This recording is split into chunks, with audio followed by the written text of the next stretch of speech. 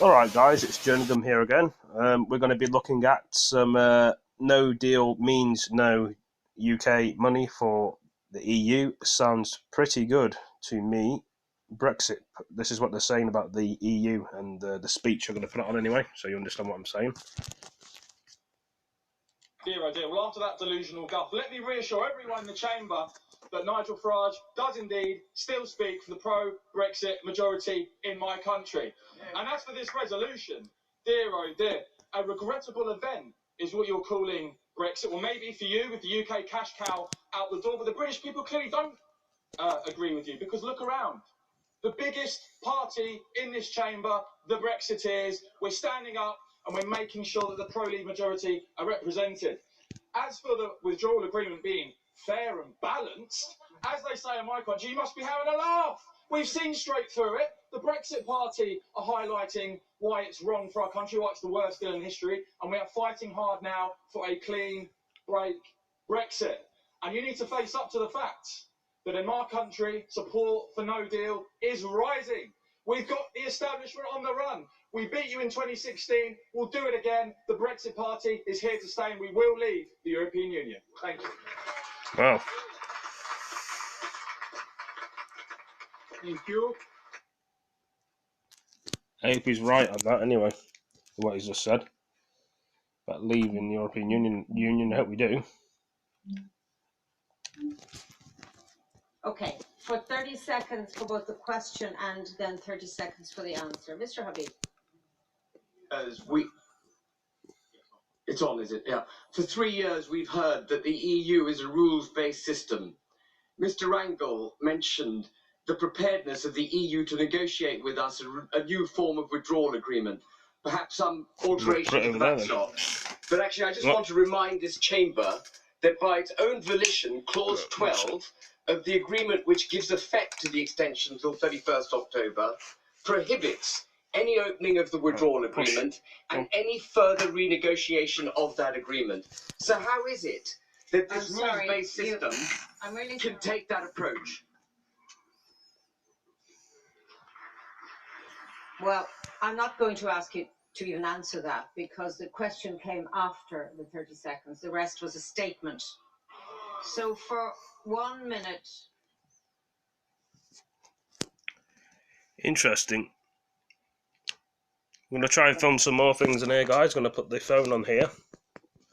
As you can see there, my radiator's on down there. It's warm. We're going to put that there, and hopefully the phone will balance, I'm hoping. Damn. 2 seconds, I've got to try and figure out a way of balancing the phone. It's not easy to do. So you guys can see what I'm trying to do is I'm trying to face that to the TV so it stays in one place. 1 second.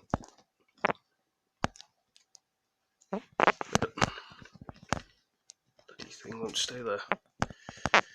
I'm just trying to balance the phone, and hopefully it balances on the 2 seconds, guys. It's taking a long time. I may have to stand up and try and balance just a second.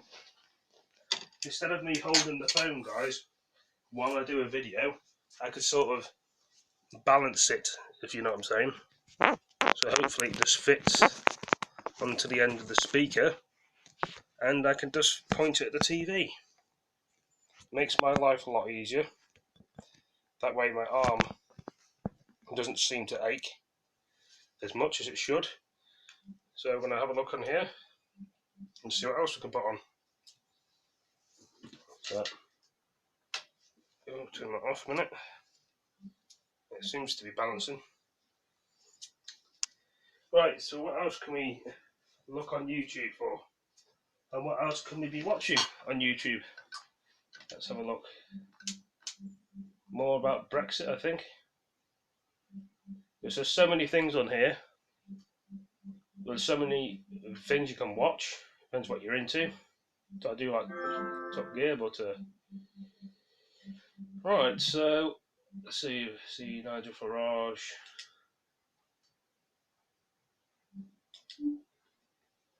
President, I don't want to manage Brexit. I want to stop Brexit.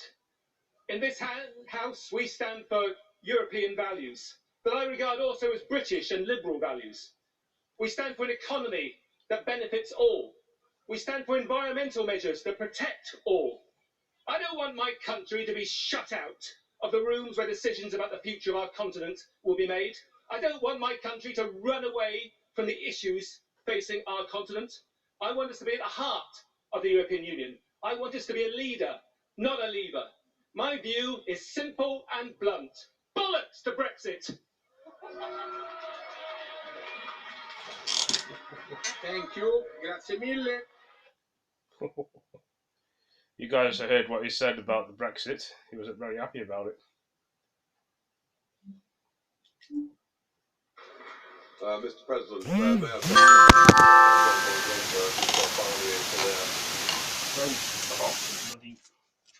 I don't know what's wrong with this phone, to be honest. You try and balance it somewhere, and it just seems to fall. So, try again. As you guys can see, I'm putting the phone on to the speaker to balance it while I'm filming things on TV. It's like a stand, but who would know? I'm trying to. Why would it not stay in this thing? It's really annoying when things don't work right. Right, there we go. I can just put no. Oh man, this is annoying me now.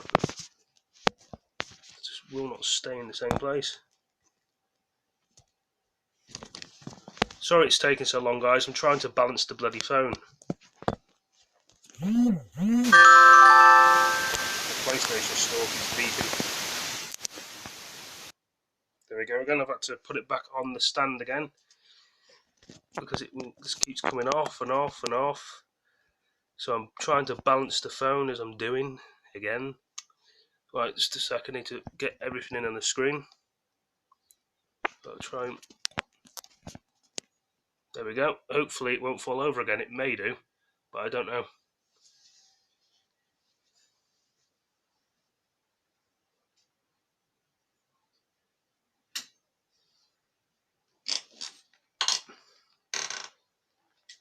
broadly helpful and positive remarks this morning.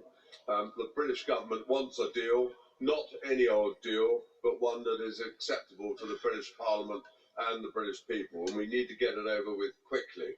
So we must leave on the 31st of October. We should have left on the 29th of March, then on the 12th of April, now on the 31st of October. What's the point of further delay? Some of you may think that if we drag this out a bit more, then there'll be a change of regime in Britain, maybe a change of heart, and I believe this is total delusion. What sort of relationship do you want to see with Britain in the future? A positive one, based on friendship and goodwill and mutual interest, or one based on anger and bitterness and exclusion? Everyone engaged in the process who genuinely seeks agreement must redouble their efforts to get a deal. This requires goodwill and flexibility on both sides. Remember, in the EU, nothing is possible and everything is possible if there is political will. On EU citizens, the British government has been very clear. They are welcome to stay and it's committed to protecting their rights. More than 1 million applicants have already been given settled status under the British scheme, and there is lots of time for the rest to apply. The European Union needs to adopt a similarly generous approach towards British nationals. The outstanding problem is, of course, the border between Northern Ireland and the Republic of Ireland. No one has a greater interest in peace than the people of Northern Ireland and the British government. For all its failings, we're committed to the Belfast Agreement, the so-called Good Friday Agreement. This agreement, by the way, does not mention the border. It is, however, based on parity of esteem between the two communities, the two traditions in Northern Ireland. And please don't forget that the majority of people in Northern Ireland are unionists. They're proud to be both Northern Irish and British, and they wish to remain so. Some in this House seem to have forgotten this. So both the EU and the UK must apply creative thinking to find alternative arrangements to the safety net, as I much prefer to call it. I don't think the Verhofstadt resolution, by the way, contributes anything useful at this stage. We would like to see a Brexit steering group that is truly democratic, fully representative, and a real source of wisdom and ideas, not just repeating tired mantras. After all, the final deal needs the approval not only of the British Houses of Parliament, but of our European Parliament as well. And colleagues, I say to all of you that represent parties of government, it's time to get cracking. Pick up your phones. I know Mr. Barnier needs no instruction, but he needs to do a deal. And the Council must urge him to get on with it before it meets on the 17th of October. Colleagues, let's not lose the opportunity for that fresh and exciting partnership between the European Union and the United Kingdom to serve all our people well in the years ahead. Thank you.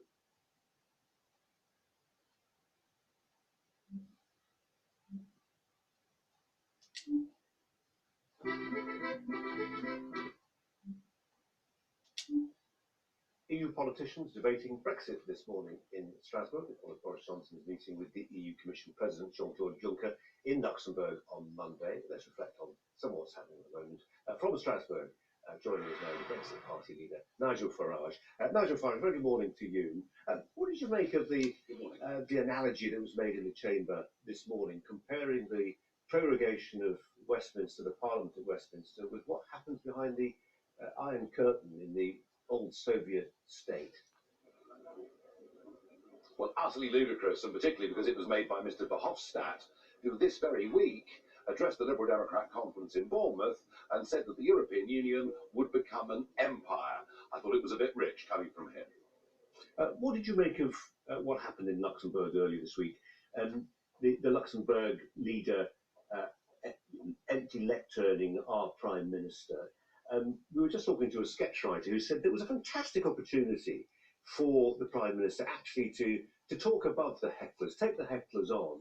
He suggested it's the sort of thing you would have done, that other leaders might have done as well. Was he frit? Well, I think he didn't want to be embarrassed. It wasn't in the United Kingdom. He was supposed to be a guest. I would have thought Boris would have been very angry at the Luxembourg Prime Minister. I mean, why would you set a podium up within yards of a big, noisy protest, particularly when Stephen Barclay had done a press conference that day from inside the building? So Boris made his choice. I might have done it differently, but Boris made his choice. The real point here is not whether Boris attended or not. It is the way in which the Luxembourg Prime Minister openly mocked, physically mocked the podium next to him, and in doing so, mocked our country. I thought the whole thing was disgusting. Talk about Boris's choices. He may face a choice, depending on how the Supreme Court rules this week or early next week, to prorogue Parliament again a second time. How would you feel about that? I don't think he'll do that. And I think really the word prorogation has been misused. What he's done here is to call a Queen's speech a very normal thing. This has been one of the longest running parliaments for hundreds of years. The idea that he would prorogue Parliament over the end of the 31st of October, I don't think he'll do that.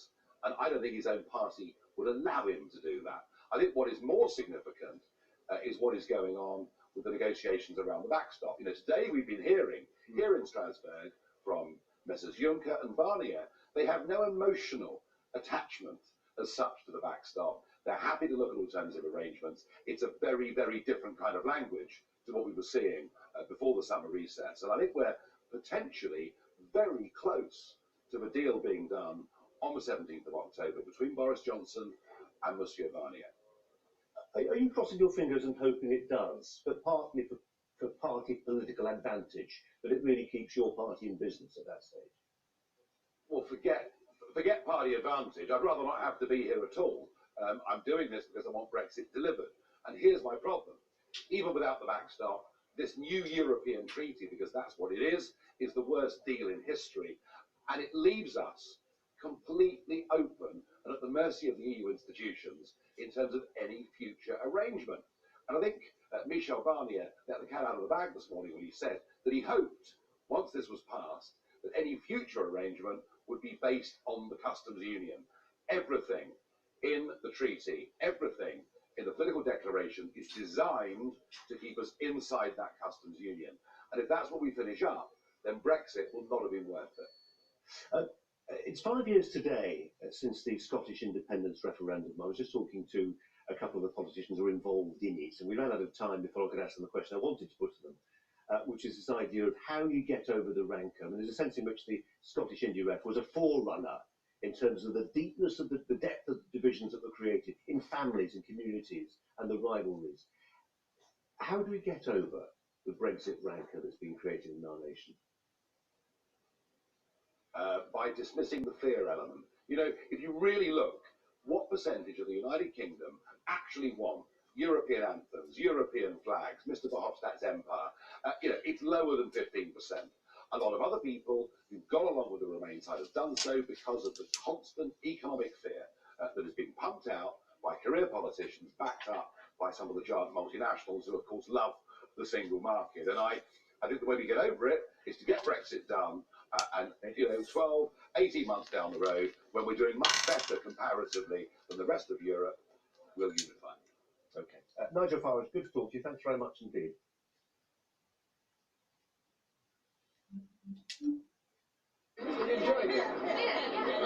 Strolling calmly into a conference that was on the brink of chaos before it had even begun.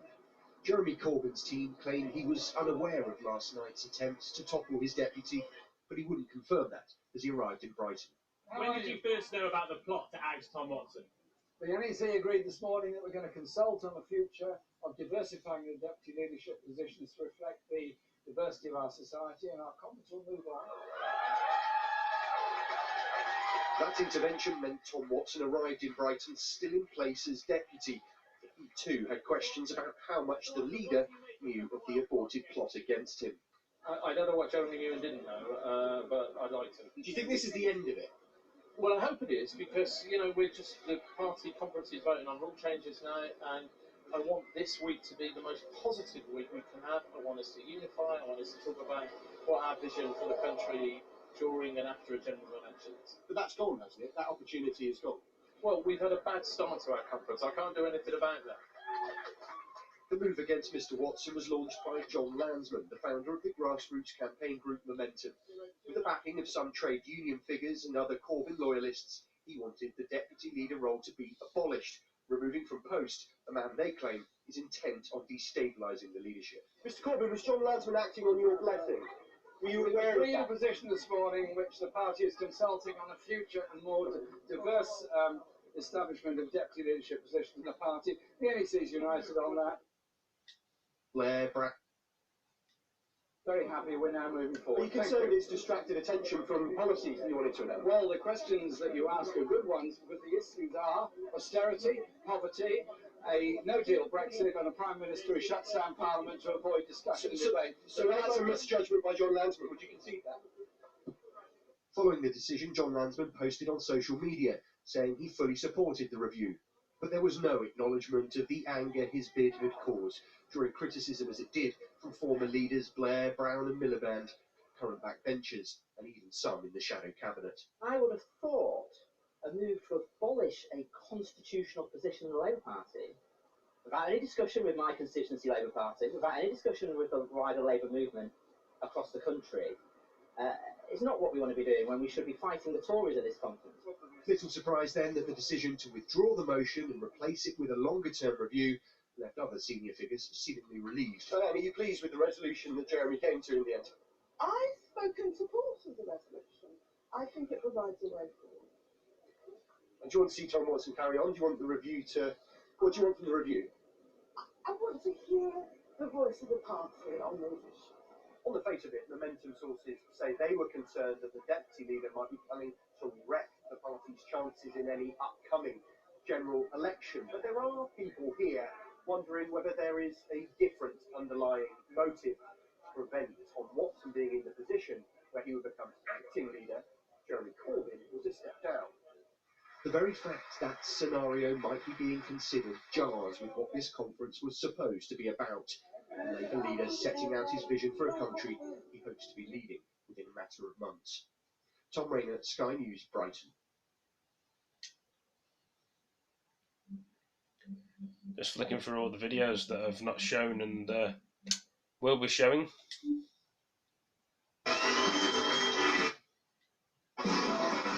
I did this video yesterday. Well, I showed this video yesterday. Brexit party thing. We're not getting what we voted for, and it's time for change.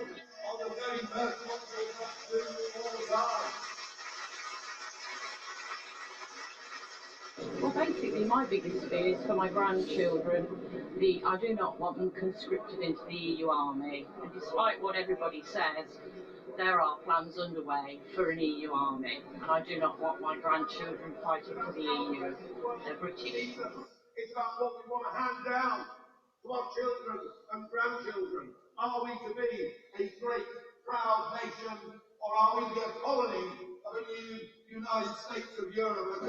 He's the only person that seems to be saying what we feel. That's it in a nutshell, really. For us, it's the democracy issue. You know, our only vote is our vote, and if that's ignored, then we're no longer living in the democracy, and Nigel Farage is sticking up for that. Good for him. I've been a Nigel Farage supporter for many, many years. What is it about Nigel Farage? He's honest. Ask him a question, you might not like the answer, but you'll get an answer. How are we? I'm all right. So we are having 10 party conferences. This is part of our conference tour. This is our West Midlands one. So first and foremost, in week number 25 of the party, it's our chance to get some of our folk together to talk to them. The big political message here is the West Midlands, 59 parliamentary constituencies, and 57 MPs who have voted for the dreaded new European treaty, or to stop us leaving on the 31st of October with a clean Brexit. If anywhere summed up the disconnect that exists between people and Parliament, it's the West Midlands.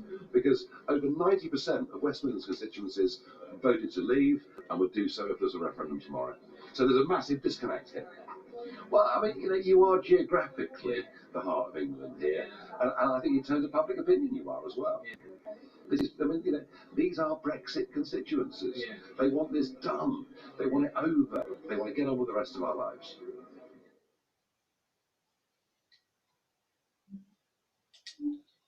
Let's talk to Nigel Farage, the leader of the Brexit Party, who has come to Talk Radio fresh from a barnstorming speech in which he managed to just name the Prime Minister of Luxembourg as a pipsqueak. I can't say I disagree with you, Nigel. Very good morning to you. Good morning. Actually, for me, it was quite polite, really. Well, there could have been a lot of other names used, I suppose, but it was a great speech. I just listened to it, where you basically said to Guy Verhofstadt, the great fear of the European Union is that Britain leaves it without a deal and then marches on to greater economic prosperity.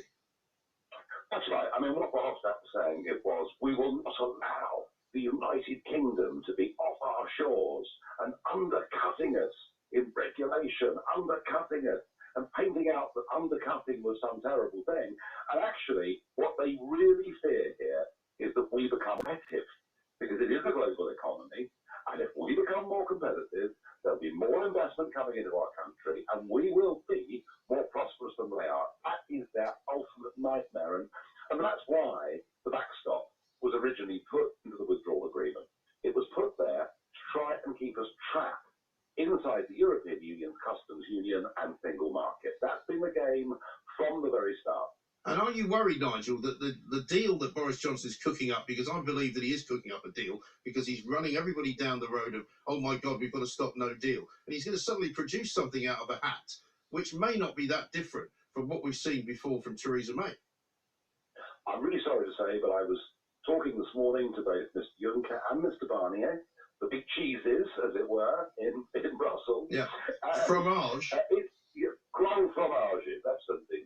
And what's absolutely clear is their tone about Boris Johnson has changed. They sounded very emollient today, and I think we are inches away from a deal being done on the 17th, 18th of October at the next European summit in Brussels. where they give a bit in terms of the wording of the backstop. Boris comes back to London waving a piece of paper, calling it a great triumph, and I worry that all the focus on one aspect of the withdrawal agreement, or more accurately, as we should call it, the new European Treaty, even without the backstop, it's the worst deal in history. It leaves us tied inside European Union rules, subject to a foreign court, costs us 39 billion, and for any future trade deal, we're relying on their good faith and will. And I really think what do you think about it? What can I do, man? To get away with saying that the withdrawal agreement without the backstop is somehow Brexit, because it is not. But if he does come back with something like that, and he manages to hoodwink everybody who has been against the bill in the first place, and the withdrawal bill that they've seen before, if they all vote for it, it goes through Parliament, goes through the Houses of Commons and the Lords. I mean, what can you do to stop it? Well, that would be Brexit in name only, and there would have to be a subsequent general election in which the Brexit Party would have to say, look, we're stuck, this doesn't work, we have to undo Boris's dreadful deal. And what about Guy Verhofstadt and his visitation to the Lib Dem conference? The Lib Dems, of course, who now say that they are the choice for respect, hope and democracy, having decided that they will actually cancel Brexit altogether. What about his speech? Can you imagine if he made that Empire speech about the British Empire and how brilliant the British Empire was and how we should go back to that?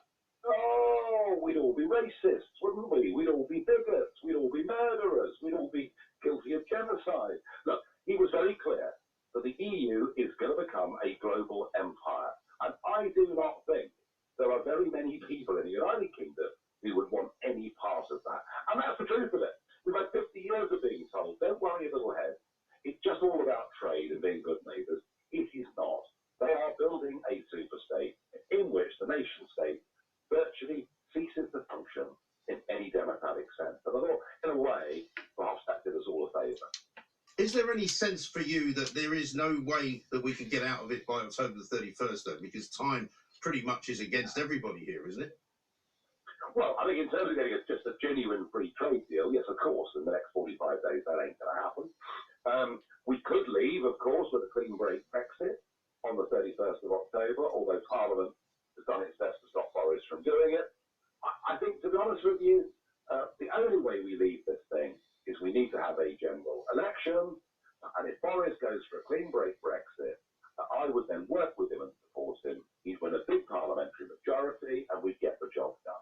Now, we keep hearing that there may be wheels within wheels between you guys and the Tories. Is there anything that you can tell me about conversations that might have been had either behind closed doors or in corridors or in smoke-filled rooms like they used to be? Well, look, I would say this. If Boris goes down the route of Mrs May's deal, reheated with a couple of amendments, there is no prospect of us working together whatsoever. None at all. So let's hope he decides that's not the right route. Let's hope he decides that a clean break is the right route. If he does, then I think coming to an accommodation will be very straightforward. And there are a lot of people, in fact, a big majority of people in the Conservatives and the Brexit Party that would be happy for one election only to put tribal loyalty aside, to have a non-aggression pact. And as I say, we'd be unstoppable, we'd win. If I put to you a scenario whereby Boris Johnson completely refutes any decision made by this court, which is currently going on down in sort of kangaroo land in the Supreme Court, if he was to say, forget about that, forget about the Hillary Benn Act, we're going to go for a no-deal Brexit because that is the European law under which we are currently sort of ruled, he then does that, they force him into an election, you join hands with him, and the job is done. Absolutely. Absolutely, he would win a big majority of 50 to 100 seats. He would smash Corbyn, and he would have a parliament that was elected to deliver a clean Brexit. And for me, that's the best outcome. I think for a lot of us, it's the best outcome because at least we get this thing done and be able to get on with the rest of our lives. Is that the plan? Well, look, that's my plan. I don't yet know what his is. Okay. I fear, at the moment, he appears to be heading in the wrong direction. And when are we going to see your manifesto, Nigel, finally? Oh, that's a swear word. Manifestos are things produced by Labour and Conservative parties, and indeed Liberal Democrats, which are just open, willful deceptions to the public They never even intend to keep them. And what I'm going to produce is a contract with the British people.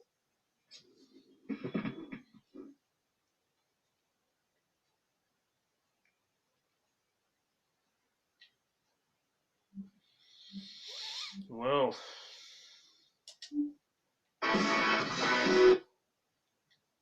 the 29 of us.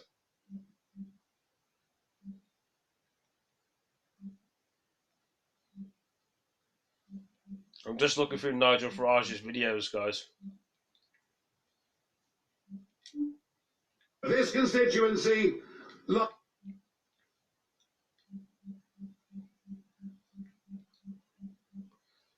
He's got loads of videos, Nigel Farage, as you can see. If you people haven't seen Nigel Farage's videos before, he's got a radio station, he's got everything on there.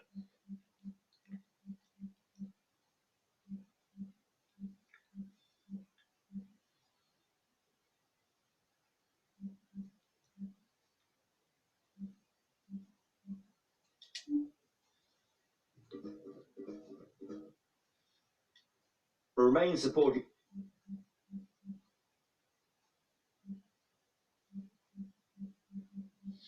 See what's on the news on the TV. Cooperation of security Nothing much on there, is there? I'm trying to find some news to show you all, guys, but I can't seem to find anything. It's all the same stuff. Some people find the news very boring, which it can be, but you know,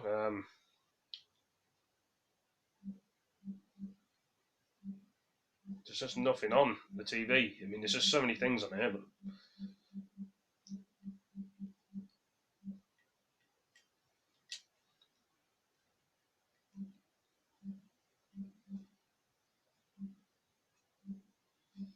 I'm looking at Boris Johnson's videos now. I'm just flicking through all of them, trying to find what video to put on.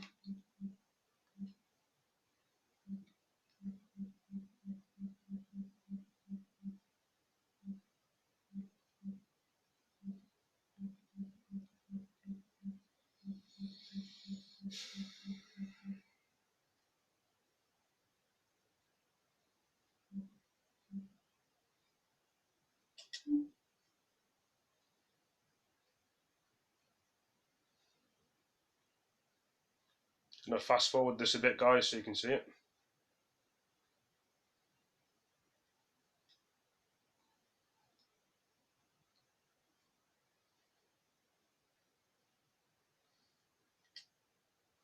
The forward which commanded also so much attention by the High Commissioner of Australia with Alexander Downer, and that he is here today. And we're also delighted that Australia's loss will be London's gain when Alexander retires next month and becomes chairman of the board of trustees here at Policy Exchange. And this is Boris Johnson's video last year, guys, not this year. Work on it's 2018 video, this one. We're in 2019 now, so yeah. Our scholars specialising in this area, Dr. Jeff Raby, one of the leading authorities in the world on trade negotiations, former Australian ambassador to the WTO, David Goodhart on immigration, John Bew on Britain in the world, Warwick Lightfoot on work on economics, and many others besides. It's a particular pleasure to be able to welcome you today, Boris. First visit here as Foreign Secretary. You've been here many times as editor of The Spectator. You've been here many times as Mayor of London. Your last visit on the Policy Exchange platform was the daring contest of a rowing contest with our then head of physical health here at Policy Exchange, James Cracknell, the Olympic rowing champion, where you ran him very, very close indeed. An entirely Pyrrhic victory on his part and that kind of thing. True Dunkirk spirit. We're honoured that you're here. The audience gathered here today at very short notice, corps diplomatique, media, MPs, prominent figures in business life, really indicates the supreme importance of your message today. It's wonderful that you're here to give it on this day of all days. We look forward to hearing what you have to say. Thank you. Thank you very much. Thank you. Thank you very much. Good morning. Thank you, Dean. Thank you very much. Well, good morning, everybody. It's great to be here. The other day, a woman pitched up in my surgery in a state of indignation. The ostensible cause was broadband trouble, but it was soon clear, as so often in a constituency surgery, that the real problem was something else. No one was trying to understand her feelings about Brexit. No one was trying to bring her along. She felt so downcast, she said, that she was thinking of leaving the country to Canada. It wasn't so much that she wanted to be in the EU, she just didn't want to be in a Britain that was not in the EU. And I recognise that feeling of grief and alienation, because in the last 18 months I've heard the same sentiments so often from friends, from family, from people hailing me abusively in the street, as is their right. In many cases, I believe the feelings are abating with time, and some of the fears about Brexit do not materialise. In some cases, alas, I detect a hardening of the mood and a deepening of the anger. I fear that some people are becoming ever more determined to stop Brexit, to reverse the referendum vote of June the 23rd, 2016, and to frustrate the will of the people. I believe that would be a disastrous mistake that would lead to permanent and ineradicable feelings of betrayal. We cannot and will not let it happen. But if we are to carry this project through to national success, as we must, then we must also reach out to those who still have anxieties. And I want today to anatomize at least some of the fears and to show, to the best of my ability, that these fears can be allayed and that the very opposite is true, that Brexit can be grounds for much more hope than fear. And I think there are essentially three types of concern about the momentous choice the nation has made. The first is that this is simply a strategic or geostrategic mistake. On this view, Britain is an offshore island comprising fewer than 1% of humanity, and we need to be bound up in the European Union for protection, partly for our own protection, partly so that Britain can fulfil its historic role of providing protection for other countries of the European continent. I come across quite a few people who think that Brexit has cast us adrift, made our geostrategic position somehow more vulnerable, while weakening the security of the whole of Europe. The second anxiety, that by voting to leave the EU, we have sundered ourselves from the glories of European civilization. People believe that we have thrown up a figurative drawbridge, made it less easy to live, study, work abroad, and decided to sacrifice the Europeanness in our identities. They fear that the Brexit vote was a vote for nationalism and small-mindedness and xenophobia. They think it was illiberal and reactionary, and that the British have shown the worst of their character to the world, indeed that it was in some sense un-British. And the third objection is the one that occupies most of the debate, the economic fear that we have voted to make ourselves less prosperous, that membership of the EU is vital for UK business and investment, and that the panoply of EU legislation has helped to make life easier for companies and for citizens. People fear the disruption they associate with change, and that our friends and partners in the EU may make life difficult for us. Sometimes these economic anxieties are intensified by other fears, the others about identity and security, so that hitherto recondite concepts like the single market or the customs union acquire unexpected emotive power. Well, I believe whatever the superficial attractions of these points, they can be turned on their head. And I want to show you today that Brexit need not be nationalist, but can be internationalist. It's not an economic threat, but a considerable opportunity. Not un-British, but a manifestation of this country's historic national genius. I can see obviously that I'm running the risk in making this case of simply causing further irritation. But I must run that risk, because it is this government's duty to advocate and explain the mission on which we are now engaged. And it has become absolutely clear to me that we cannot take the argument for granted. We cannot expect the case to make itself. That was the mistake of the pro-EU elite in this country when they won the last referendum in 1975. As the Guardian journalist, the late Hugo Young, points out in his book, This Blessed Plot, the most corruptive trait I kept encountering was the sense so prevalent among the Euro elite that having won the decision they had won the argument. Many exhibited the unmistakable opinion not only that the battle was over, but the other side, however loud it shouted, had simply lost and should now shut up. And he went on to say, the noisier the contest became during the early 1990s, the heavier the silent gloating that accompanied it. From the class that knew it commanded every operational forum, from the antechambers of Whitehall to the boardrooms of big business, from Brussels committee rooms where 1,000 lobbyists thronged to the outposts of the Commission. Well, the boot is now on the other foot, at least in theory. For all their power and influence, every major political party, the CBI, Barack Obama and so on, those voices did not prevail. But is this the time now for the referendum winners to gloat? Should we sit back in silent self-satisfaction? I mean, we're on the side of leave here today. I don't mind. I don't think we should.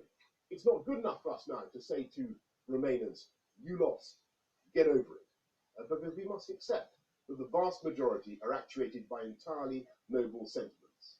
A real sense of solidarity with our European neighbours and a desire for the UK to succeed. All I am saying is that by going for Brexit, we can gratify those sentiments and more. So let me take the three anxieties in turn. To all who worry about our strategic position and the supposed loss of Britain to European security, I can offer this same vital reassurance that the Prime Minister has made so many times, and I believe is welcomed by our partners. Our commitment to the defence of Europe is unconditional and immovable. It is made real by the 800 British troops from the 5th Battalion, the Rifles, I saw recently at Tapa in Estonia, who have since been relieved by the 1st Battalion, the Royal Welsh. Already this country is the single biggest spender in the EU, both on aid and defence. Although we represent only 13% of the EU's population, we contribute 20% of defence spending, and the RAF's giant C-17 transport aircraft represent 100% of the heavy lift capacity of the whole of Europe, as well as 25% of the overseas aid budget. It makes sense for us to continue to be intimately involved in European foreign and security policy. It would be illogical not to discuss such matters as sanctions together, bearing in mind that the UK expertise provides more than half of all EU sanctions listings.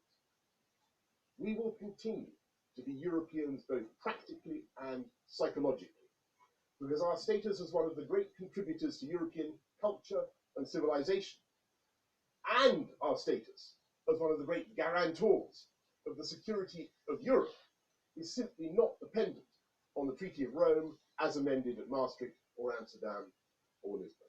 So let's next tackle the suggestion that we are somehow going to become more insular.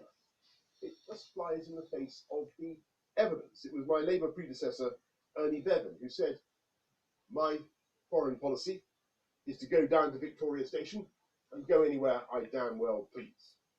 And that is pretty much what the British people already do. We have a bigger diaspora than any other rich nation, 6 million points of light scattered across an intermittently darkening globe. There are more British people living in Australia than in the whole of the EU, more in the US and Canada, and as I've just discovered, more than 1 million people who go to Thailand every year, where our superb consular services deal with some of the things that they get up to there. The statistical, on which I make no comment, the statistical trajectory suggests that this wanderlust is most unlikely to abate. In 2016, British people made 71 million visits to other countries. That is a 70% increase since the mid-1990s, and now more than one foreign trip per person per year. If we get the right deal on aviation and visa-free travel, both of which are in our mutual interest, this expansion of UK tourism will continue, not just beyond the EU, but within the EU itself. We will continue to go on cheapo flights to stag parties in ancient cities where we'll receive, I'm sure, a warm welcome, and the interesting people fall in love, struggle amiably to learn the other European languages, whose knowledge of which, by the way, has suffered a paradoxical decline during our membership of the EU. And there's no sensible reason why we should not continue to be able to retire to Spain, or indeed anywhere else, as we did indeed long before Spain joined what was then called the Common Market. And we can continue the whirl of academic exchanges that have been a feature of European cultural life since the Middle Ages, and whose speed of cross-pollination has been accelerated by the internet, as well as schemes like Horizon or Erasmus, all of which we can continue to support, and whose participating scholars are certainly not confined to the EU. For those who really want to make Britain less insular, and we all want to make Britain less insular, don't we? Right, I'm trying to help you do policy exchange. Dean, you want to make Britain less insular, don't you? Thank you. Good. For all those who want to make Britain less insular, the answer is not to submit forever to the EU legal order, but to think about how we can undo the physical separation that took place at the end of the Ice Age. Fly over the channel at Dover, and you see how narrow it is. The ferries plying back and forth like buses in Oxford Street. And as you measure the blue straits with your fingers, you can see that this moat is really an overgrown prehistoric river that once flowed down from the mountains of Norway and was fed by its tributaries, the Thames and the Seine and the Rhine. Indeed, Britain and Holland used to be joined in the old days by a territory known as Doggerland. The customs of Doggerland are now lost to history. In 1986, Margaret Thatcher and Francois Mitterrand had the vision to heal the rupture with the first dry crossing.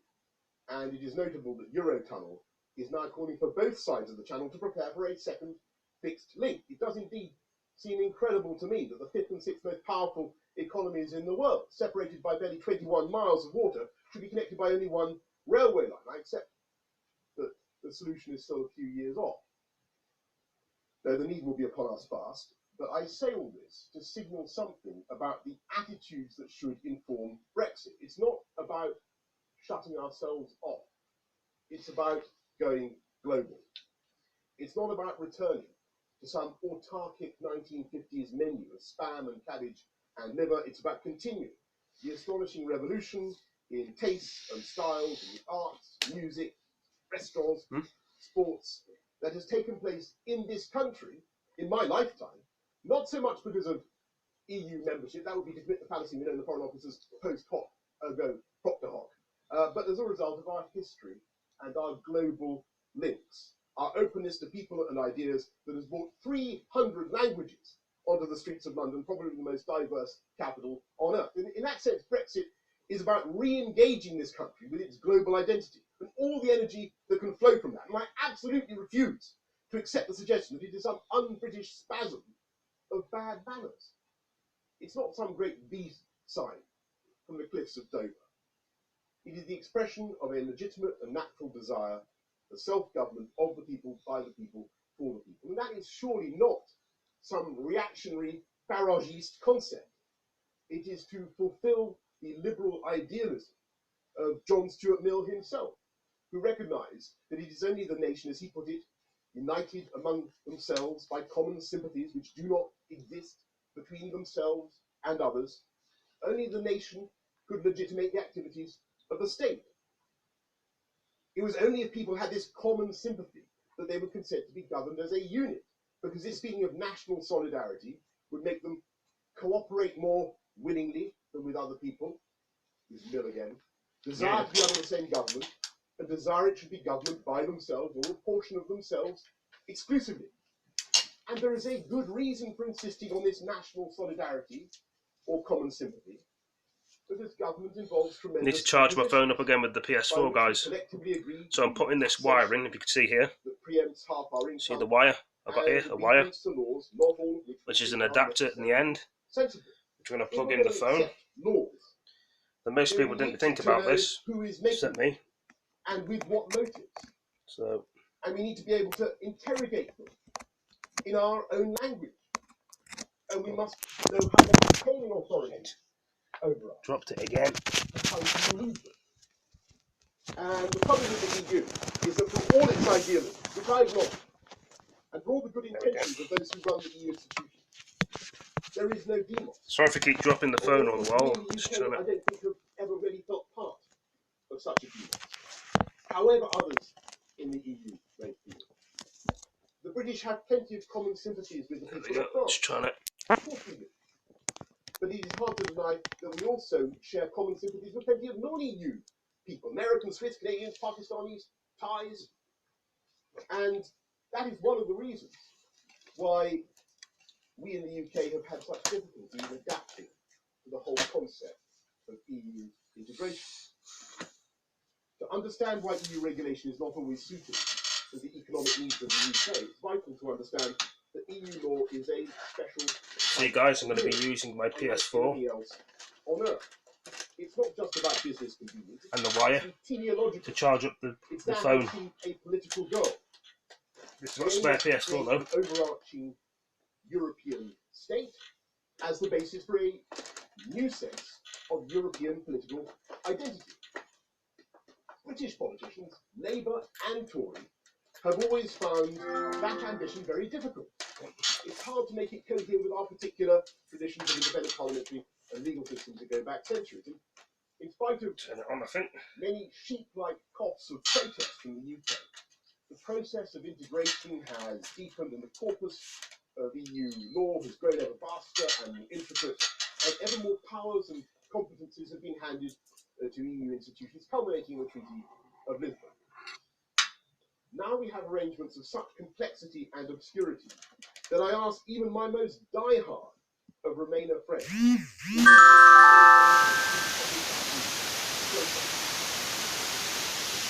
you, anybody here, explain that it's part of our constitution? The Spitzenkandidat who genuinely delights MEPs in Strasbourg, but mystifies. That's the noise then. The exact relationship between a genius idea what I've come up with though. Justiciable in Luxembourg and the European Convention on Human Rights which courts it in Strasbourg. How many people in this room actually know the answer to this? I think very few. I think the answer to the second one is unknowable. How many know the name of their Euro MPs? And you know that's the point I sometimes make when I get a chance to get the ball back over the net to those who hail me with their cheery four-letter epithets in the street. You know, that's the point. At least they know roughly who I am. At least they know roughly speaking what I do. Generally speaking. They do. If we wanted to find the person who is responsible for drafting the next phase of EU integration, in which Tony Blair and others would presumably like us to take part, we wouldn't know where to find who they are, let alone how to remove them from office. And that is why people voted Leave. Not because they were but because they wanted to take back control. And that's why it's so vital that we don't treat Brexit as a plague of oil or a murrain on our cattle, but as an opportunity and above all as an economic opportunity, which brings me to the last of the crucial reassurances that my side of the argument must give. It's charging, I can't tell. We would be mad to go through this process of extrication from the EU and not to take advantage of the economic freedoms it will bring. We will stop paying ever more colossal sums to the EU every year, and as the Prime Minister herself has said, that will leave us with more to spend on our domestic priorities, including, yes, the NHS. We will be able to take back control of our borders, not because I'm hostile to immigrants or immigration, far from it.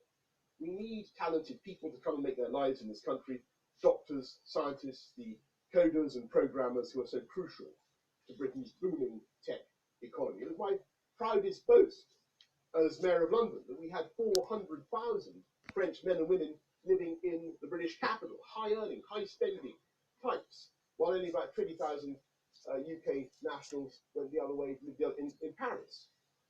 And we've got to stay that way. We must remain a magnet for ambition and drive. But we also need to ask ourselves some hard questions about the impact of 20 years of uncontrolled immigration by low-skilled, low-wage workers, and what many see as the consequent suppression of wages and failure to invest properly in the skills of indigenous young people. We don't want to haul up the drawbridge, and certainly not to minimise the wonderful contribution they've made. And certainly we don't want to deter the international students who make such a vital contribution to our higher education economy. 155,000 Chinese students alone. But we want to exercise control. And if we're going to move from a low wage, low productivity economy to a high wage, high productivity economy, as we must, Brexit back is one of the levers that we need.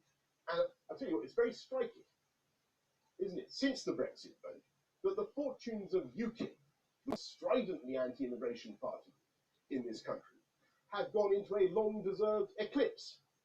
And that is, I think, because people feel they are being heard in their desire, at least, for control. And the contrast in this country is very striking with some of the other countries, the Schengen countries, where no such control is possible, and where the far right is, alas, on the rise. And as the Prime Minister has repeatedly said, we take back control of our laws. And it would be obviously absurd, as Theresa May said in her Lancaster House and her Florence speeches, which now have the lapidary status of the codes of Hammurabi or Moses, if we're obliged to obey laws over which we have no say and no vote. As the Prime Minister said at Lancaster House, remaining within the single market would, to all intents and purposes, mean not leaving the EU at all. The British people should not have new laws affecting their everyday lives imposed from abroad, when they have no power to elect or remove those who make those laws. And there is no need for us to find ourselves in any such position. Those who worry about coming out of the customs union or the single market, please bear in mind that the economic benefits of membership are nothing like as conspicuous or irrefutable as is sometimes claimed. In the last few years, there have been plenty of non-EU countries who have seen far more rapid growth in their exports to the EU than we have, even though we pay a handsome membership fee, as I've mentioned many times.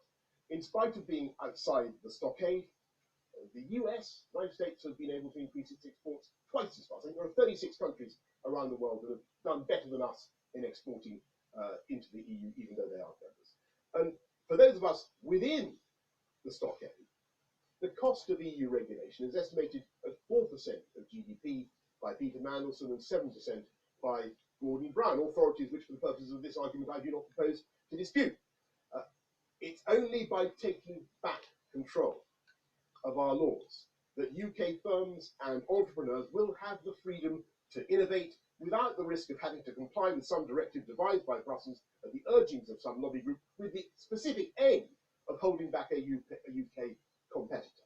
That would be intolerable, would be undemocratic, and it would make it all but impossible for us to do serious free trade deals. It's only by taking back control of our regulatory framework and our tariff schedules that we can do these deals and exploit the changes in the world economy. It's a striking fact that our exports to the EU have grown by only 10% since 2010, where our sales to the United States are up 41%, to China 60%, Saudi Arabia 41%, New Zealand 40%, Japan 60%, South Korea 100%. This country now has a £25 billion trade surplus with South Korea. Who'd have thought that when we were kids? Unbelievable. These figures reflect the broader story, that the lion's share of the growth is taking place outside the EU, and especially in the Asia-Pacific region. In a world that demands flexibility and agility, we should be thinking not of EU standards, but of global standards and a regulatory framework to suit the particular needs of the UK, a country that already exports a higher share of its GDP outside the EU than any other EU. Yeah, that's what we already boast an amazing, diverse, thing, and very different from the rest of the EU. We're the nation that has moved highest, furthest up the value chain of the 21st century economy. We're a nation of inventors, designers, scientists, architects, lawyers, insurers, water slide testers. I met one in my constituency, Toblerone cabinet makers. All the Toblerone cabinets in Arabian airports are made in Uxbridge, I'm glad to tell you. There are some sectors, such as AI or bulk data, where we really excel. We're streets ahead. And in the future, we may want to do things differently. And of course, we're going to have to comply with EU regulation insofar as we're exporting to the EU. Though we should realise that the single market is not quite the Eden of uniformity that it is cracked up to be. You tried becoming a ski instructor in France.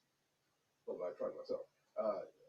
And I discovered the other day we have totally different standards in this country for flame retardant sofas, to say nothing of plugs. But in a global marketplace, trading products that hadn't been conceived even 5 years ago, serving markets that were poverty-stricken 20 years ago, it seems extraordinary that the UK should remain lashed to the minute prescriptions of a regional trade bloc comprising only 6% of humanity, wonderful though it may be, when it is not possible for us or any individual EU country to change those rules on our own. And insofar as we increasingly turn to the rest of the world, as we are, then we will be able to do our own thing. We'll be able, if we choose, to fish our own fish, to ban the traffic in live animals, to end payments to some of the richest landowners in Britain, while supporting the rural economy. We'll be able to cut VAT on domestic fuel and other products. We can simplify planning, speed up public procurement, and perhaps we will then be faster in building the homes that young people need. We might decide, that it was absolutely necessary for every environmental impact assessment to monitor 2 life cycles of the snail, or special tools for newts, and not all which they use in my experience, but it will at least be our decision to do that. Freed from EU regimes, we will not only be able to spend some of the Brexit bonus on the NHS, but as we develop new stem cell technology, in which this country has long been in the lead, it may be that we will need a new regulatory framework, scrupulous, moral, but not afraid to be different. The same point can be made of innovative financial services instruments, where the FCA already leads the way. We will decide on laws, not according to whether they help to build the United States of Europe, noble goal though that may be, but because we want to create the best platform for the economy to grow and to help people to live their lives. And the crucial thing is that when we're running ourselves, and when all these freedoms are open before us, we'll no longer be able to blame Brussels for our woes, because our problems will be our responsibility and no one else's. Indeed, no one should think that Brexit is some economic panacea any more than it is right to treat it as an economic pandemic. On the contrary, the success of Brexit will depend on what we make of it. And the success is what we will make of it, together. And that very success will be the best thing for the whole of continental Europe, a powerful adjacent economy, buying more Italian cars, German wine than ever before. I never tire of telling you we're the biggest single consumer, not just of champagne, but of Prosecco as well. And we want to go on. We want to go on in that role. And so I say to my Remainer friends, actually quite a numerous bunch, more people voted for Brexit than have ever voted for anything in the history of this country. And I just say in all candor, if there were to be a second vote, I really think it will be another year of turmoil and wrangling and feuding in which the whole country would be the loser. So let's not go there. Let's instead unite about what we all believe in. An outward-looking, liberal, global future for a confident United Kingdom. Because so much of this is about confidence and self-belief. We lower ourselves down. In fact, we're Olympic gold medal winners in the national sport, in the sport of national self-deprecation. And in the current bout of Brexcosis, we are missing the truth that it is our collective job to ensure that when the history books come to be written, Brexit will be seen as just the latest way in which the British bucked the trend, took the initiative, and did something that responds to the real needs and opportunities that we face in the world today. That we had the courage to break free from an idea, however noble in its origins, that had become outdated, at least for us. Konrad Adenauer said that every nation had its genius, and that the genius of the British people was for democratic politics. He was right, but in fact he didn't go far enough. Yes, it was the British people who saw it was not good enough for kings and princes to have absolute power, but who began a tradition of parliamentary democracy in a model that is followed on every continent. It was also Britain that led the Industrial Revolution and destroyed slavery, and the British people who had the wit to see through the bogus attractions of protectionism and who campaigned for free trade that has become the single biggest engine for prosperity and progress. And so I say to my constituent, rather long answer to a constituent query, don't go to Canada or anywhere else, lovely though Canada is. This, the UK, is the country that is once again taking the lead in shaping the modern world. And it is our stubborn attachment to running ourselves that will end up making our society fairer and more prosperous. In its insistence upon democracy, in its openness, its belief in the rights of the individual, in its protection of our legal system, its skepticism about excessive regulation, its potential for devolving power downwards, and in its fundamental refusal to discriminate between all the other peoples of the earth, and in its central distinction between a political loyalty and obedience to the EU institutions and our eternal love for European culture and values and civilization. Brexit is not just the great liberal project of the age, but a project that can, in time, unite this whole country. So let's do it with confidence together. Thank you very much.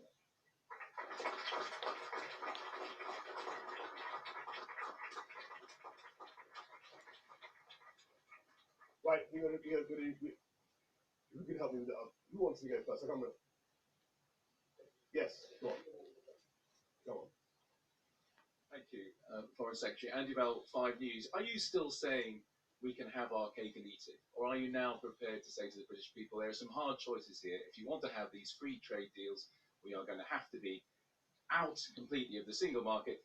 And British trade with the European market will have to suffer as a result. Are you prepared to say that to the British people now? Or are you still saying, you know what, we can have everything we want?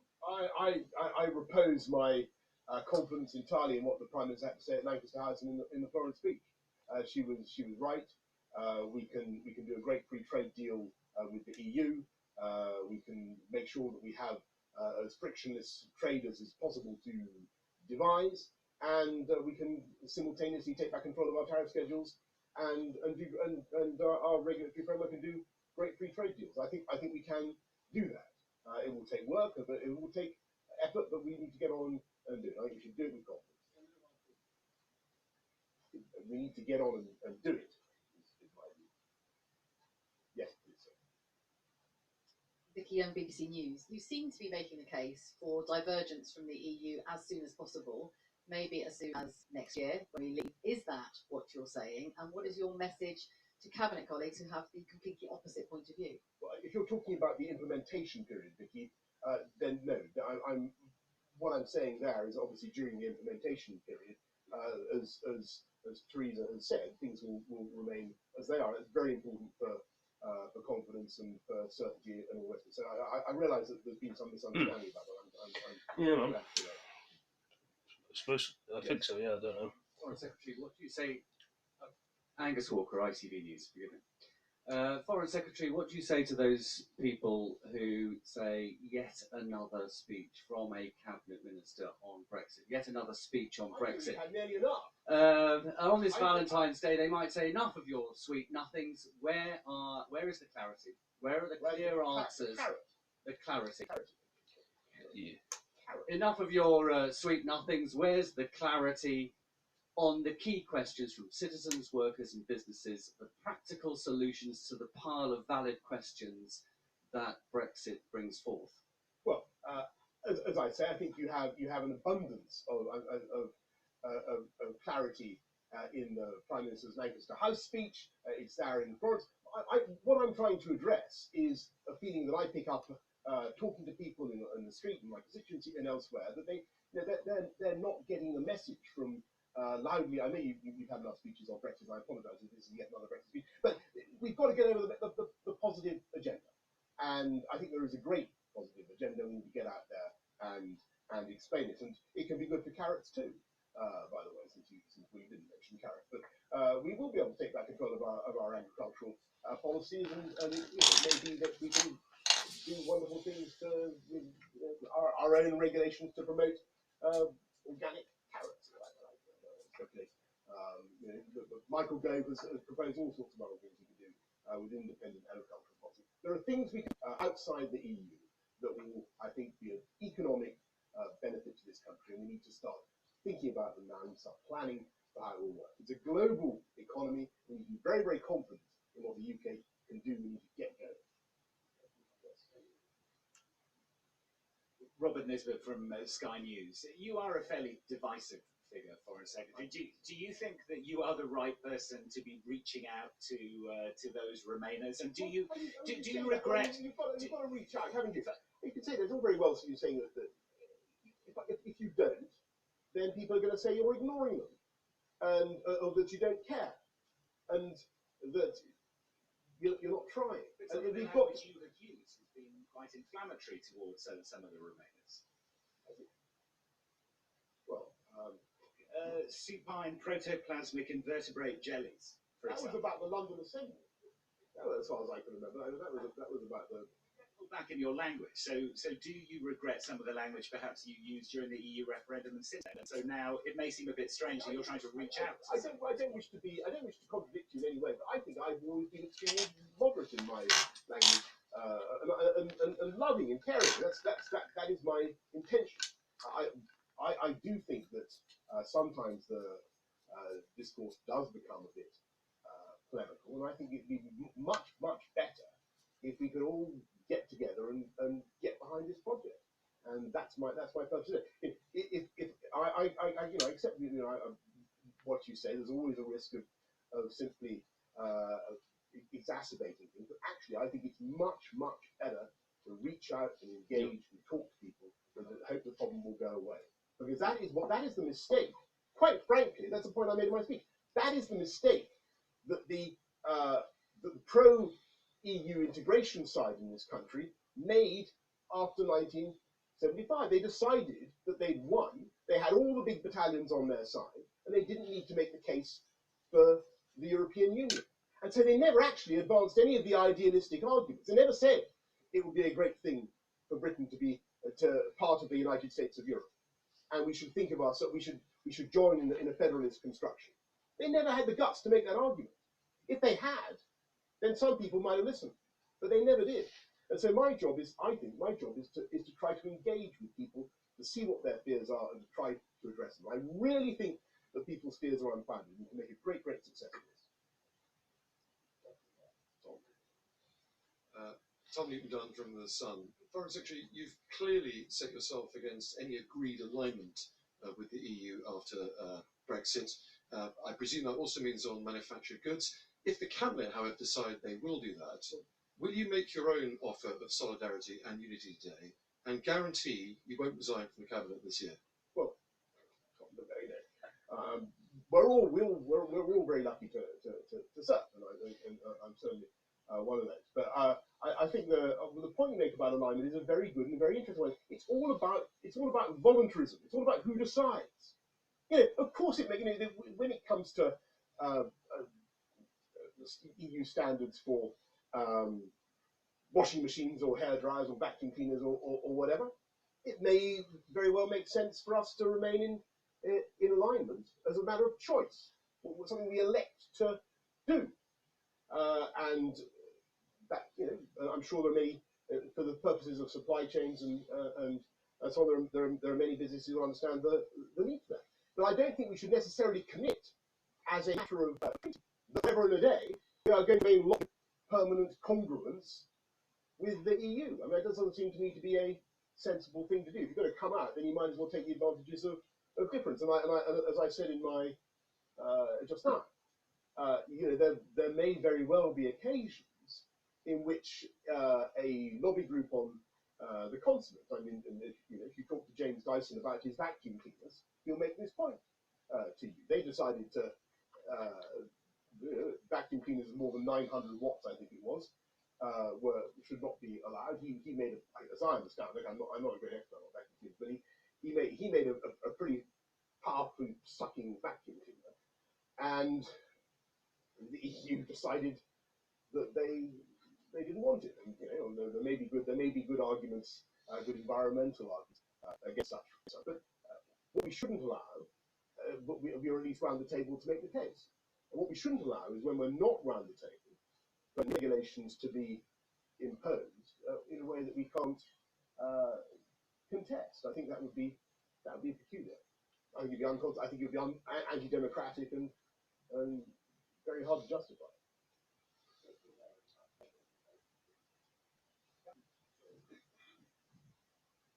Francis Elliott at the Times.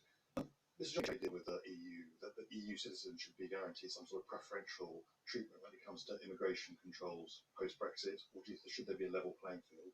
And can you imagine a scenario in which it would be in the UK's post-Brexit interest for immigration to run at above 100,000? Thanks, Francis. The exact relationship with EU citizens is and how that's going to work is currently under discussions. As you know, I think I probably better not go beyond what I've already said. I think one of the greatest successes that we've had so far in the negotiations, which, by the way, they are going well, is that we've been able to get a very good deal on citizens, on EU citizens in this country, and have been able to show that we value them, show that we care, and to offer them a reasonable package. And we hope, obviously, that there will be something symmetrical for UK nationals, the 1.2 million UK nationals in the EU. And you had a second question. Yeah, look, I mean, I'm not going to get into a numbers game. I've made my position on immigration pretty clear already today. I think there's an argument about low wage, low skill immigration. I don't think we need to. I think it would be a mistake to I really do. Chris Hope from Telegraph and from Chopper's Brexit podcast, Foreign Secretary.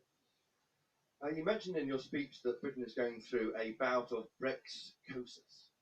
Is Theresa May the cure for this disease? To add that, do you know this uncertain approach to Brexit we're feeling in this country is because we have a PM who won't say she'll vote for it today? I think that the answer to your first question is yes. The cure for Brexcosis is exactly the one you described. How many questions am I going to take yet? It's good. Well, okay, let's take a few more.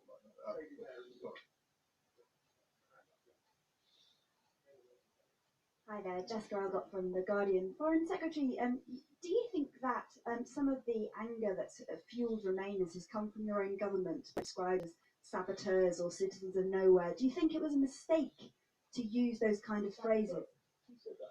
Prime Minister on the steps of Downing Street when she said that people were trying to obstruct Brexit. I think that kind of language from the government has been it has been always ironic, and she understands the task that we have. We have to bring people along with this project, and you know, I accept that this morning I'm not going to persuade everybody. But I've got to try, and I've got to make the effort, because in the end, these are people's feelings, and people's feelings matter. Matt, right.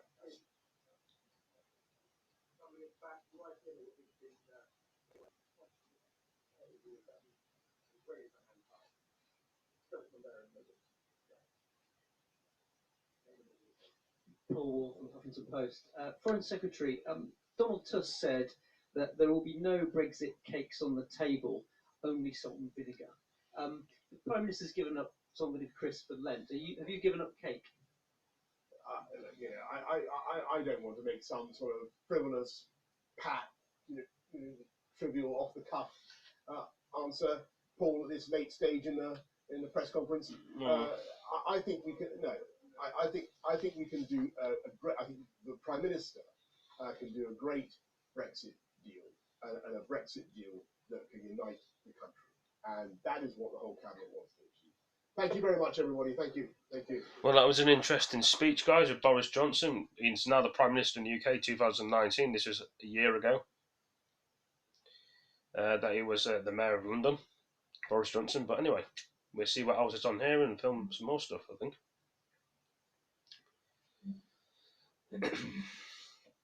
Thinking away, thinking ahead. Boris Johnson 3 years ago.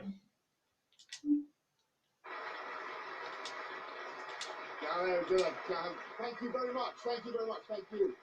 Boris Johnson to the Conservative Party conference, 2015. Thank you very much again. Thank you, Zach. Where is Zach? Thank you, Zach, for sharing.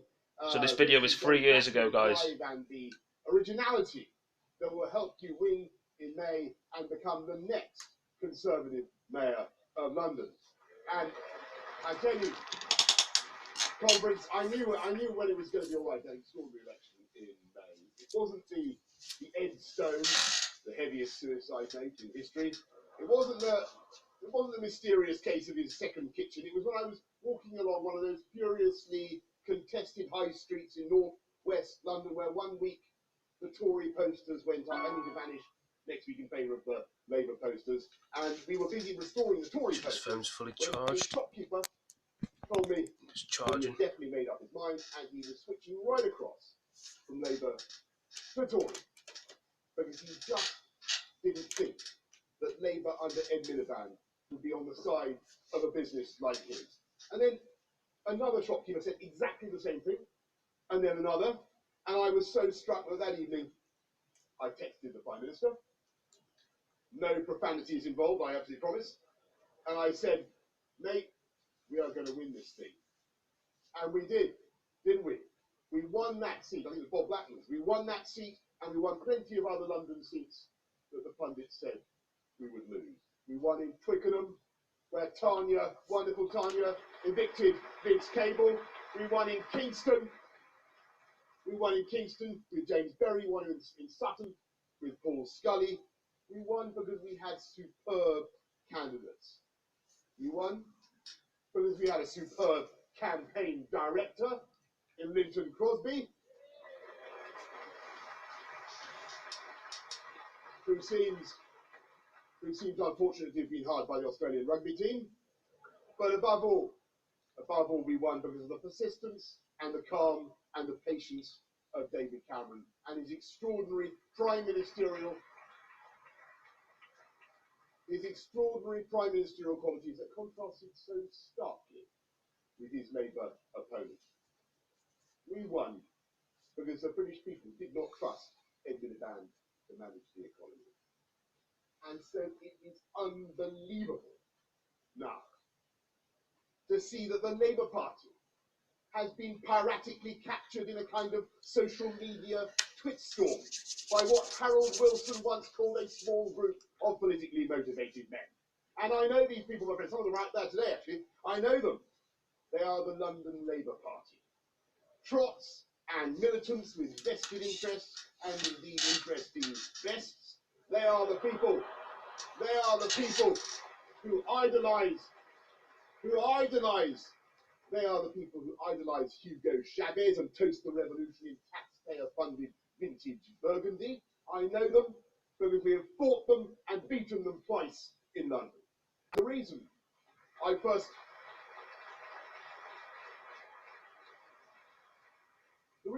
wanted to get into that fight 8 years ago is I'm fundamentally opposed to that style of politics.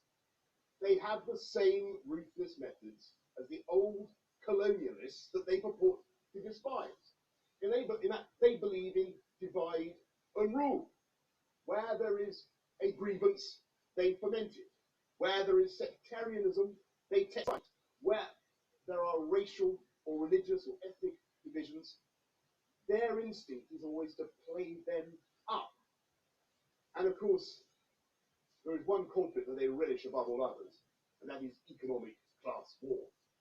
The belief that you can exalt the poor and the needy by bashing wealth creators, imposing punitive taxation. In the words of John MacDonald, an avowed Marxist who is seriously putting himself forward as the man to run one of the biggest economies in the world, fermenting,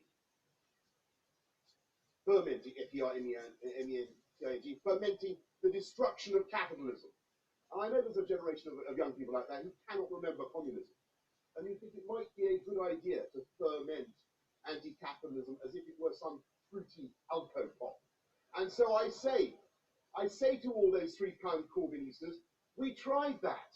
We tried fermenting anti-capitalism in the Soviet Union. We tried fermenting that brew in Britain in the 1970s. And the result has been the kind of toxic moonshine that makes you blind.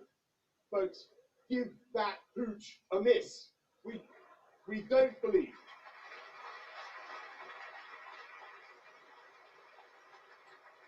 We Conservatives don't believe in destroying capitalism because for all its faults, capitalism is the best means humanity has yet found for satisfying our wants and needs. We believe in using capitalism to deliver social and economic progress. And we do it in a one nation way, by bringing people together. And I hesitate to return to the rugby. But I'm afraid there was a lesson from that agonising match at Twickenham the other night. I speak as somebody whose happiest formative afternoons were spent as a tight head, which is a guy like really agricultural position. Apart from the grunting and heaving, the crucial thing you have to do, and squelching, the crucial thing you have to do with a tight head. That's just about the only thing you have to do as a tight head, apart from grunting and heaving and trying to stop the other guy sticking his fingers up your nose. The only thing you have to do is bind on tightly and correctly. In my case, it was to the hooker. Insert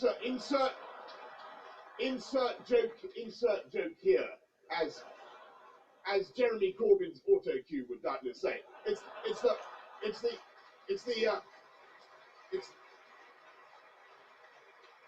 the rugby. It's the rugby that provides a metaphor for my political beliefs.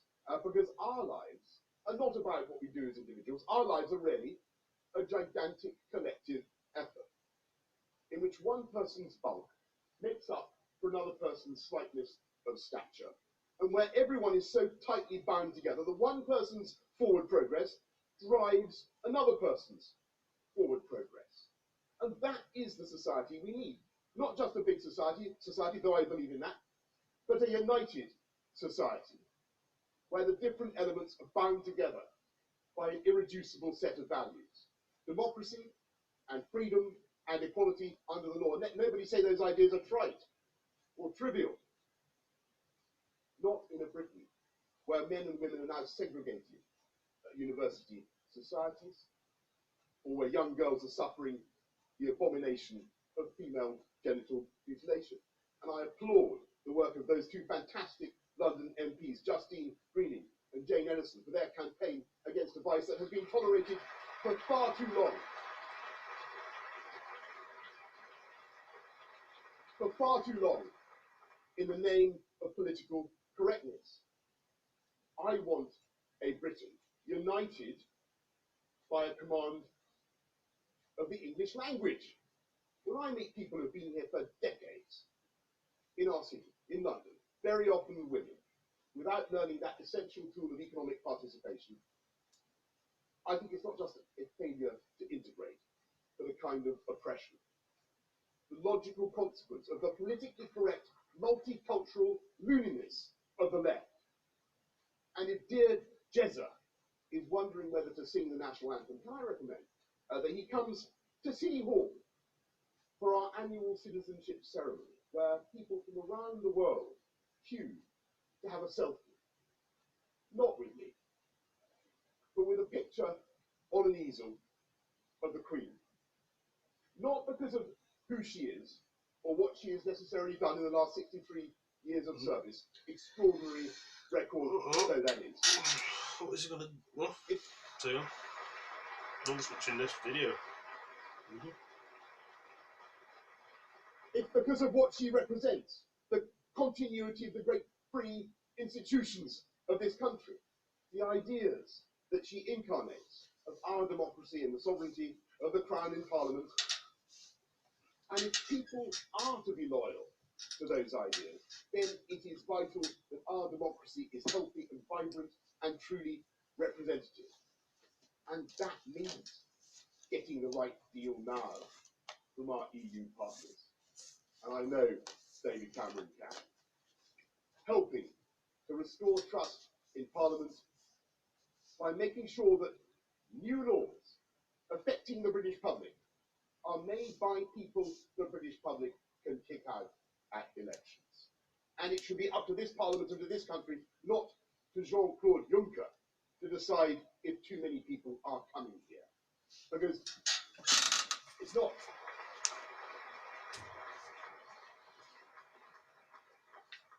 It's not that we object to immigration, let alone immigrants in themselves.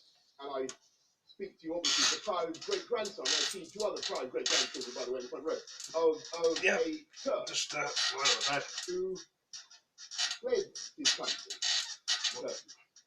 in fear of his life, Wimbledon for some reason, and but almost exactly 100 years ago, and who then went back and was unfortunately assassinated by his political opponents, a fate I intend to avoid. And I understand how immigrants feel, but the question is about who decides. It's about who is ultimately responsible. It's about control. And you loosen the bonds that should unite society if people feel that their ability to control things that ought, frankly, to be within their power. And when you look at what's happening in Greece, where economic independence is being sacrificed on the altar of the euro, you could not say that democracy in Europe was in good health. And we in Britain should be sticking up for it as we have for the last 100 years, because those are our British values. Shared language, shared cultural assumptions, shared confidence in our political institutions. These are the ties that unite our society. And yet they're not powerful enough on their own. Not if the economic gap between us is allowed to grow too big. And I'm speaking just as about the only politician to have spoken out consistently in favour of bankers, my friends. There's a ripple of applause there for bankers. Thank you. I say we One Nation Tories cannot ignore the gulf in pay packets that yawns wider year by year. In 1980, a chief executive of a FTSE 100 company earned about 25 times the average salary of his or her employees. What do you think the multiple is today, folks? Anybody got any ideas? 25 times, 50, 100? The answer is 130 times. And there are some gigantic self-appointed sequoias who pay themselves 780 times the salary of the little shrublets that they employ. And I say people will accept that. They will accept that, but only on certain conditions.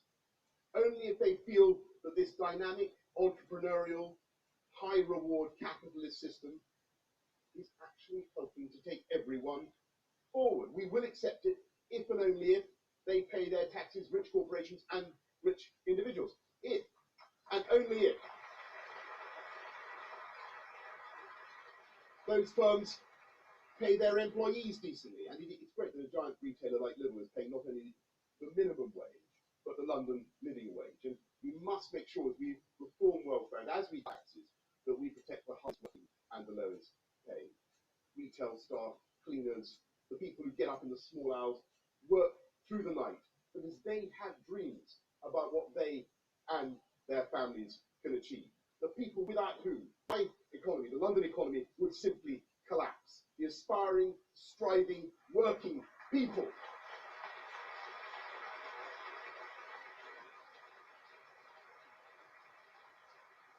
But the Labour Party at the moment is simply leaving behind. And then there's an even more important requirement if we're to unite our society. And that is that there must be opportunity and a sense of opportunity. And it is conservative policies on housing, building more new homes than London at any point in the last 35 years. On transport, the biggest investment in infrastructure since the days of Queen Victoria. On education, the schools revolution that we've led, epitomised by Catherine Beardall Singh's incredible Times Table spouting Shakespeare reciting school in Brent. Those policies are creating opportunity where there was none. Take those policies together with our natural instincts to cut taxes, cut red tape, help business and enterprise, and you can see why there has been a jobs boom in London, with unemployment, youth unemployment at its lowest level for 25 years, 400,000 people lifted out of poverty since I became mayor. to make to our crusty friends outside this hall is that it is actually sensible one nation policies in London that have disproportionately benefited the poorest. And let me explain why. Crime hits the poorest hardest, and it does. You're far more likely to be burgled, I'm afraid, or to be murdered if you are poor. Then it is the poor who have the most to gain from falls in crime. If you're poor in London, you're more likely to send your kids to a school where the air is seriously polluted. If you're poor, your kids are 40% more likely to die or to be seriously injured in a road traffic accident. If you're poor, your kids are far more likely to die in a domestic fire. And so if you reduce all those evils, as we have in the last 8 years, crime down almost 20%, the murder rate down 50%, air pollution knocks down 20%, deaths on the road down 40%, deaths from fire down 50%, then you're actually doing something for social justice. You're doing something. And let me give you this, and if you're not convinced by that, let me give you this final knockout point for all those who think that inequality has increased because they're wrong. There is one simple way in which we have a more united society, and that is our ability to spend more time on this earth in good health with our families. Just since I've been mayor, I'm proud to say, life expectancy has gone up in London by 18 months for women and 19 months for men. Men are catching up, obviously. And there are parts of the Harrow Road now where life expectancy at birth is 97. I don't know what monkey glands or royal jelly they apply in the Harrow Road, but you live longer under the Tories, my friends. And yet, it is the most extraordinary. It is the most extraordinary and counterintuitive statistic that it is the poorest who are seeing the biggest gains in life expectancy, so that the gap in average life expectancy between the richest and the poorest parts of our city has actually diminished from about 5 years when I became mayor to about 3 years today. And of course, that gap is still disgraceful. But it is progress that we are seeing. It is the cause of social justice. It is one nation Toryism of the kind that we are fighting for. I'm immensely proud of what's been achieved in the last 7.5 years under a Tory mayoralty. And I thank my brilliant and indomitable team, so many of them represented here in this hall, led by my irrepressible Chief of Staff, Sir Edward Lister. Three of them. I've become very happy, so I've become MP for Uxbridge and South Ruislip, which is an absolute joy, but three of the rest of the team have gone on also to become MPs. Kit, Victoria, James, fantastic to see you here and in Parliament. We began in 2008 with a crisis that many people said would knock London off its perch as the world's greatest city, the world's financial capital.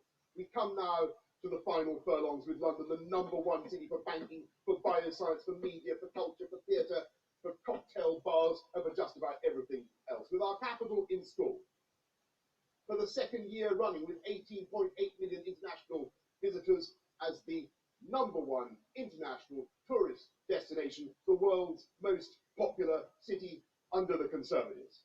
We have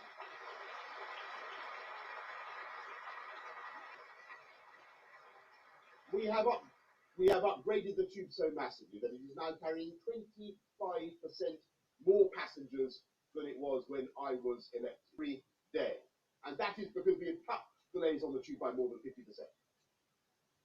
We are delivering Crossrail on time and on budget, the biggest engineering project in Europe. We have not only staged the world's greatest ever Olympic Games, but we have secured a sensational physical legacy at the Olympic Park in Stratford, so that London is now the only Olympic city to have found a long-term private sector future for all 7 of its sporting venues. To say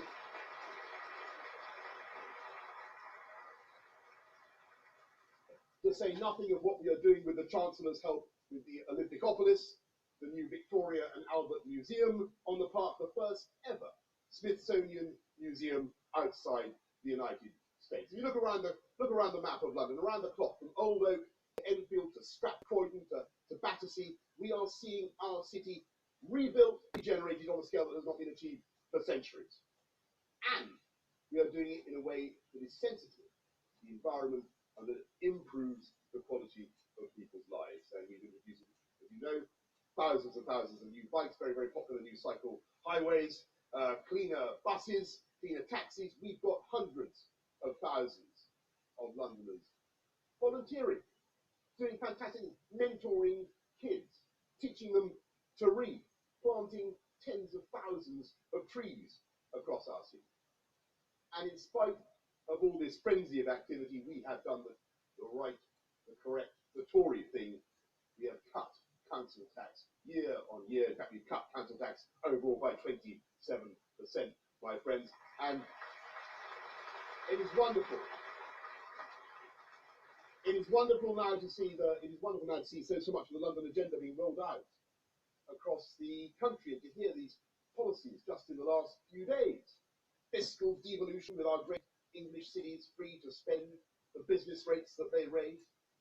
A new national living wage, pooling pension funds, as we've done already with Lancashire, to create a £500 million sovereign wealth fund for infrastructure. Rules on strike ballots to stop hard-working people being held to ransom by a tiny minority. In fact, the only type of crime currently going up is the theft of City Hall policies. A crime by central government, a crime, by the way, I entirely condone and support. And we're not done yet. We come now to what we in City Hall call Operation Jerningam Climax. We will go ahead with all the things that we need to. We will defeat the haters of duty, and we will install a wonderful new garden bridge. We will extend the Northern Line to Battersea, or the Wandsworth Powerhouse, as it is probably now called in the Treasury. We will get our city the night tube it needs, and thanks to the support of the Prime Minister and the Chancellor, I am confident that we will get Crossrail 2 in the ground by the end of the next decade. Because you cannot be a builder in London without Crossrail 2, a project that delivers 200,000 new homes for our people. And if we are going to build new airport capacity, let's not budget with one runway in the wrong place in a short-termist, old, failed, tired, and environmentally disastrous solution. One of the many things, Zach, on which you and I are at one. Let's compete with every other major economy, from Germany to France to Spain to Holland to India, to every Gulf state to Turkey to China, and do the job properly this time in this confident and great and progressive generation, with the hub airport that we will need for the country that most reputable forecasts believe will overtake Germany by 2050 as the most powerful, the most dynamic, and the largest economy in Europe. That's what we need to do. We've done so much. We've done so much. And we have so much to look forward to. Are we now going to fumble that ball, Jim? Are we going to knock it forward beneath the feet of another great crop, beneath the feet of our political foes? Are we going to knock that ball forward? And what an enemy they are. Did you see them? Well, I came into the conference area yesterday. We had to go through a kind of Khyber pass with protesters on either side hurling eggs and water bombs. I don't know, some of you may have been spitting. Some of you may have had the same experience. Were we intimidated? No. Give our plans under their protest and take this country forward? No. Will we surrender to the hard left agitators, preposterously supported by Jeremy Corbyn, who believe in these tactics and who want to divide our society? No, we won't. In fact, I drew only one conclusion from that event, and that is that we need to do even more to support the wonderful Tracy Crouch and to encourage more sport in schools, particularly ball games, because they managed to miss me with every single projectile that they threw. And if that isn't a Tory policy, if that isn't a Tory policy, I don't know what.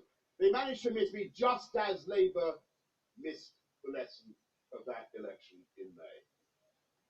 Because it wasn't just about rejecting Miliband and Salmon and Sturgeon and all the other fishy characters. It was because people, so many people now believe, seeing what David Cameron and the last government delivered, that if they stick with us, and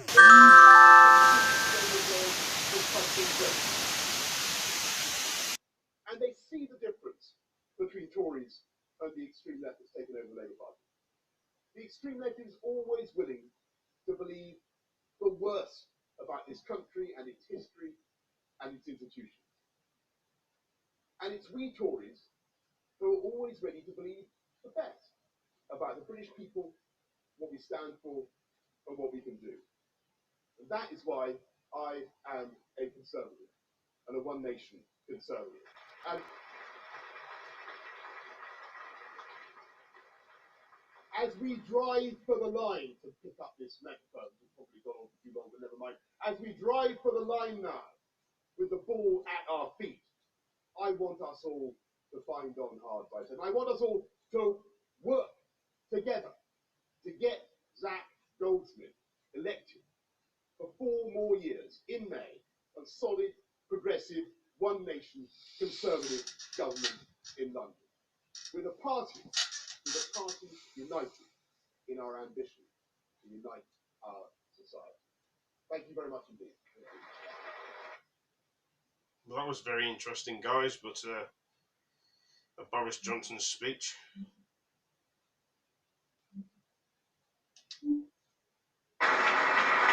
Thank you very much, Boris, for that very generous, very generous and slightly overdone introduction. I wish it were true. I wish it were true. It's a great honour to be asked to deliver this very important lecture in the year in which we mourn the passing of Baroness Thatcher. And I don't know about you, but I thought the truly amazing thing about her funeral was how many people turned up.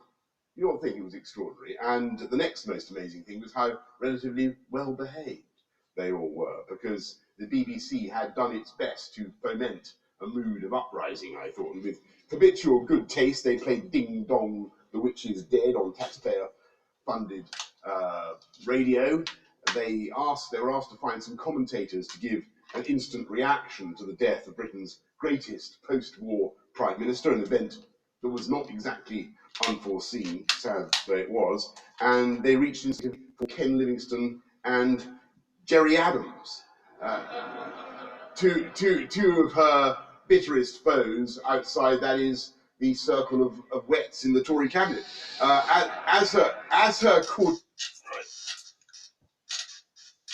I have to leave it at this video, guys, and sort of load this video up and then make the next video. So hopefully you enjoyed the video. Please like, comment, subscribe, share this video with friends, and I'll catch you in the next video. Peace. See you later, guys. Peace.